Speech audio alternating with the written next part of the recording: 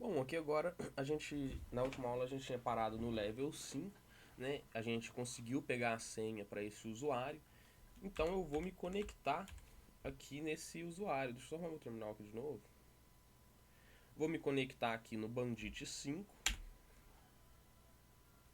Vou pôr a senha que a gente pegou na aula passada.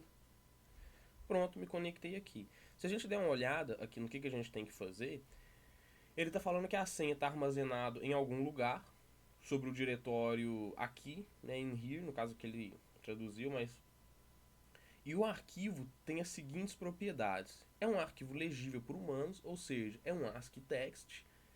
Ele tem 1033 bytes e não é um executável.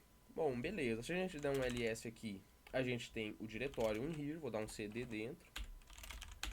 E agora aqui a gente tem vários arquivos. Deixa eu ver se eu consigo aumentar aqui um pouco. A gente tem várias pastas, né? Maybe here 00, 1, 2, 3, 4, 5 até o 19. Supostamente o arquivo nosso ele vai estar em algum lugar aqui dentro. A gente pode dar uma olhada em todas as pastas, né? Isso ficar acessando cada pasta e olhando não é algo que vai ser eficiente.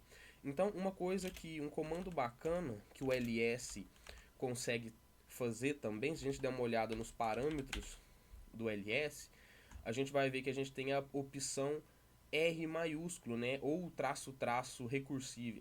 Você pode usar qualquer uma dessas duas opções aqui, que é para listar os diretórios recursivamente. Então, por exemplo, se eu der o ls a R maiúsculo, ele vai me listar todos os diretórios. Se tivesse mais pastas aqui, no caso não tem, ele listaria tudo recursivamente. Então aqui ó, eu tenho desde o diretório. Aqui eu tenho é o diretório atual, né? Tudo que eu tenho, todas as pastas. Aqui eu tenho os arquivos. E uma coisa que aqui, ó, ele fala que o nosso arquivo ele não é um executável, beleza? Ele tem 1033 bytes. Aqui, ó, é o tamanho do nosso arquivo. Então você poderia ir caçando aqui qual dos arquivos tem 1033 bytes. Você poderia ir batendo o olho aqui para ver se você encontra ele, né? Essa é uma das formas de resolver esse desafio. Deixa eu ver se tem aqui. Aqui, ó. Dentro da pasta maybe here set, eu consegui encontrar esse arquivo aqui que tem 1033 bytes, mas eu teria que ver se não tem outro.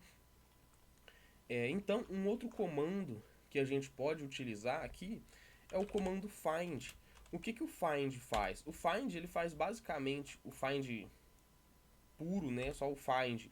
Eu passo o ponto barra só para especificar qual diretório que eu quero listar. Ou seja, eu quero encontrar tudo que está nesse diretório que eu estou. Esse é o diretório que eu estou, então se eu rodo find ponto barra, ele vai me mostrar todos os arquivos e pastas que tem lá dentro. Só que diferente do ls-la, aqui ele vai me mostrar só o nome dos arquivos. Né? E o find eu posso. Ele tem alguns parâmetros, como por exemplo, eu posso filtrar por nome. Então, se eu rodo um name aqui, eu posso falar o nome do meu arquivo. Vamos supor, eu quero encontrar por arquivos que chame .file3. Que ele vai me mostrar só arquivo que chama .file3. Ou então, file2. Ele vai me mostrar só arquivos que chamam .file2. Aqui eu posso pôr o nome do arquivo que eu quero caçar. E ele vai me falar onde é que está esse arquivo. Só que uma outra forma de usar o find é, ao invés de filtrar por nome, eu posso filtrar por tamanho. Então eu quero achar todos os arquivos que tenham 1033 bytes. Como é que eu falo 33 bytes? Com esse Czinho aqui, ó. Eu tenho uma pequena lista aqui.